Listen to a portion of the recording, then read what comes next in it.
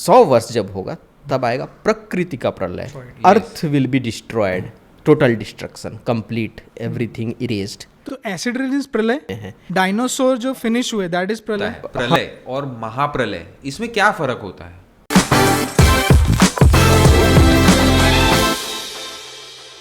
कुछ बात करते हैं जो प्रलय होता है, प्रलय और महाप्रलय, इसमें क्या फर्क होता है? ओके, हाँ, बहुत ही अच्छा सवाल। क्योंकि मैं भी अक्सर ये डाउट सुनता रहता हूँ कि, और लोग भी बोलते हैं कि जैसे सतयुग के बाद त्रेता, त्रेता के बाद द्वापर, द्वापर के बाद कली, फिर प्रलय, अब प्रलय में सब कुछ खत्म। हाँ, जी नहीं, ऐसा हमारे शास्त्र नहीं कहते हैं, सब कुछ खत्म नहीं कहते हैं। हाँ, तो प्रलय भी बहुत भांति भांति के होते हैं। तो सबसे पहले तो ये देखते हैं कि जैसे ये 4 युगों का महायुग हुआ, इसे एक महायुग कहेंगे। सतयुग, त्रेता, द्वापर, कली, ये एक महायुग हुआ। तो एक महायुग के बाद प्रलय आया। प्रलय आएगा, लेकिन इस प्रलय में भूलोक की नष्ट नहीं होगा, सिर्फ कली का नष्ट होगा लोगों के अंदर, या लोग नष्ट होंगे जो कली के साथ खड़े रहेंगे, वो नष्ट होंगे। सिर्फ वो लोग बचे रहेंगे जो कि कली से दूर हैं और क्रोध, हिंसा से दूर हैं, तो वो लोग बचे रहेंगे ताकि फिर से नए महायुग चल सके। तो ऐसे एक महायुग के बाद प्रलय, दूसरे महायुग के बाद प्रलय, ऐसे टोटल 71 महायुग होंगे।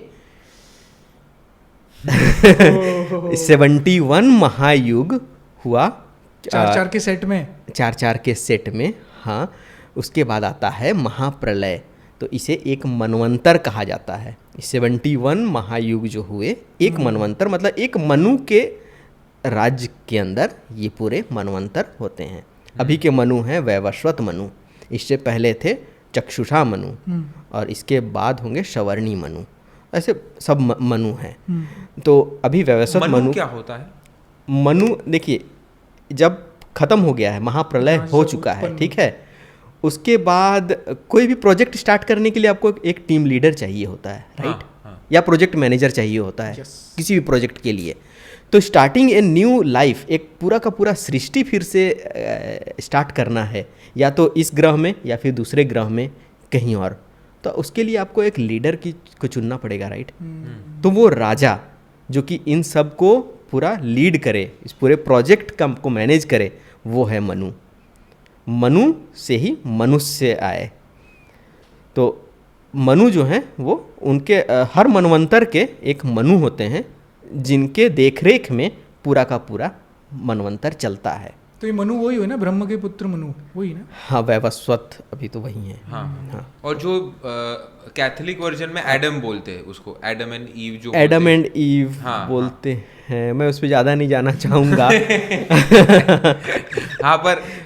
हाँ, क्योंकि आदम से आदमी आया, वैसे मनु से मनुष्य आए। अच्छा। तो हाँ, एक तरह का इक्विवेलेंस है दोनों में। ओके, हाँ, ओके। तो ये तो फिर जो 71 महायुग में एक मनवंतर हुआ, तो एक मनवंतर जब खत्म हुआ तो महाप्रलय आता है। तो प्रलय नहीं, महाप्रलय होता है, और इस महाप्रलय में भूलोक नष्ट होता है। अच्छा, भूलोक नष्ट अर्थ होएगा, will be destroyed, earth will be destroyed, earth will be destroyed. या हो सकता है पहले भी हुआ हो, मे बी मार्स कभी का भूलोक रहा हो जो अभी डिस्ट्रॉयड है, अर्थ पे आए। जब वो होगा तो अर्थ डिस्ट्रॉयड होगा, फिर कहीं और भूलोक खोजना पड़ेगा। तो ये तो तब होता है, तब भूलोक का डिस्ट्रक्शन होता है। ये एक मनवंतर हुआ। तो ऐसे 14 मनवंतर मिलके एक कल्प होते हैं। एक कल्प मतलब ब्रह्मा का एक दिन, एक दिन, दिन मतलब 12 आवर, ठीक है, दिन वाला दिन, ओके। और एक ये हुआ दिवा कल्प, और रात्रि कल्प के वक्त कुछ नहीं होता है, वो सुनने का पीरियड रहता है। तो ये 14 मनवंतर के बाद आता है नैमित्तिक का प्रलय। इस प्रलय को नैमित्तिक का प्रलय कहा जाता है। नैमित्तिक का प्रलय में क्या होता है कि भूलोक, भूवरलोक, स्वर्गलोक ये खत्म होते हैं, डिस्ट्रक्शन होता है। जो ओम भूर्भुवः भुवः स्वः तत्सवितुर्वरेण्यं भर्गो देवस्य धीमहि धियो यो नः प्रचोदयात्, जो गायत्री मंत्र है, जो भू भूवर और स्वर, तो भूलोक, भूवरलोक और स्वर्गलोक ये खत्म होता है। इसका मतलब कि जब स्वर्गलोक खत्म हो रहा है, इसका मतलब ये है कि तब इंद्र की भी फिनिश राजशाही खत्म होगी, वो भी खत्म होगा। तो ये तीनों लोग खत्म हो गए, लेकिन बाकी के लोग रहेंगे। बाकी जितने भी उसके ऊपर वाले लोग हैं वो रहेंगे, जैसे महर लोक, ब्रह्म लोक, वो सब रहेंगे। ये तीनों लोग खत्म हो जाएंगे। ये नैमित्तिका प्रलय हुआ। और उसके बाद ये 14 मनवंतर का पीरियड हुआ, नैमित्तिका प्रलय हुआ, फिर ब्रह्मा का ये हो जाएगा आधा दिन, ऐसे वो शून्य पीरियड रहेगा। उसके बाद फिर से रचना करेंगे ब्रह्मा, और उसके बाद फिर से स्टार्ट होगा। ठीक है, ऐसे करते करते ये एक दिन हुआ, और उसके बाद फिर 100 वर्ष का ब्रह्मा का आयु हुआ। 100 वर्ष जब हो जाएगा, 100 वर्ष जब होगा, तब आएगा प्रकृति का प्रलय। प्रकृति का प्रलय में पुरुष और प्रकृति का मिलन हो जाता है, एक हो जाते हैं। पुरुष और प्रकृति का मिलन जब होता है, तब 14 लोक समाप्त हो जाते हैं।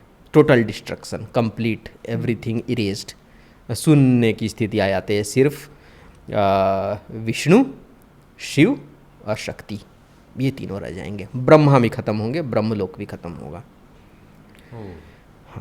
विष्णु, शिव और शक्ति, विष्णु, शिव एंड शक्ति, ये रह जाएंगे। ये तीनों फिर से नई सृष्टि चालू है, नए ब्रह्मा का रचना करेंगे, फिर से वैसे ही चलेगा। तो ये 4 प्रकार के हो गए हमारे प्रलय। एक बार आप ये रिपीट भी कर दो एक लाइन में कि सबसे पहले 4 सेट के 71 होंगे, करेक्ट? 71 के महायुग हो गए। उसके बाद महाप्रलय, हाँ करेक्ट। महाप्रलय के बाद आप गए ब्रह्मा के दिन पे। महाप्रलय कब हुआ? एक मनवंतर के, एक मनु का। ऐसे 14 मनु होते हैं एक कल्प में, 14 मनु होते हैं, 14 मनवंतर, एक कल्प। उसके बाद नैमित्तिका आता है। नहीं, एक कल्प मतलब ब्रह्मा का 12 घंटा, ब्रह्मा का 12 घंटा, करेक्ट। और ब्रह्मा के ऐसे हैं 100 साल, ब्रह्मा के ऐसे हैं 100 साल। 100 साल के बाद फिर प्रकृति का विनाश, प्रकृति का विनाश, प्रकृति का ही है, मतलब 14 लोक का विनाश। 14 लोग खुद भी उसमें चले जाते, ब्रह्मा खुद भी चले जाते हैं, नए ब्रह्मा आएंगे। फिर आते हैं विष्णु, शिव और शक्ति, और जो ब्रह्मा को उत्पन्न करते हैं, और उसके बाद फिर सृष्टि पैदा होती है। यस, उसके बाद फिर से सृष्टि की रचना होती है। बिल्कुल सही, बिल्कुल सही। Long way to go. तो long way to go, yes, but we have to take one step at a time. अभी हमने कितना स्टेप कर लिया ये 4 के सेट में। युग अभी जो काकुशंडी ने 27 चक्कर मार लिए, 27 हो चुका है। 71 में से 27 पार कर लिया। करेक्ट। हम बैठे 1 तिहाई, 1/3 हम हो चुका है। मतलब अभी हमारा महाप्रलय आने में और 71 तक पहुंचे। हाँ, करेक्ट। तो एसिड रेन प्रलय, एसिड देखिए, प्रलय के बारे में ये कहा गया है, प्रलय बहुत भांति भांति के ये में है। डायनासोर जो फिनिश हुए, दैट इज प्रलय। हाँ, एक ये आपने सही ये कहा, डायनासोर इट इज़ प्रलय की नहीं। इस पे थोड़ी देर बाद आए हैं इस सवाल पे। क्योंकि ये एक और नया ओपन करेगा।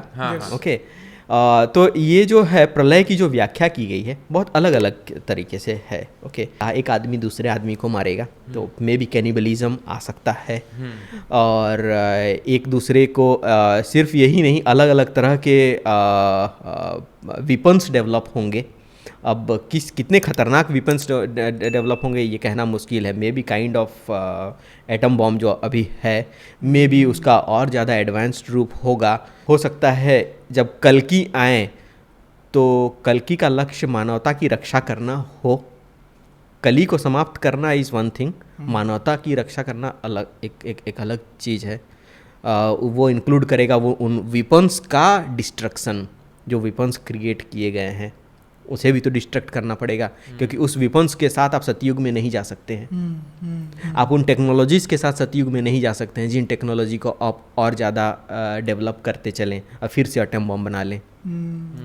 आपको उस लेवल पे वो ले जाएंगे जहाँ पे कि हमें हो सकता है कि फिर से वर्क करना पड़े साइंस पे, इस साइंस पे, या हो सकता है दूसरे साइंस पे, जैसा मैंने कहा टुवर्ड्स स्पिरिचुअलिटी। अगर उस साइंस पे अगर जाते हैं तो वेल एंड गुड, हो सकता है वो शिक्षा भी देके जाएं।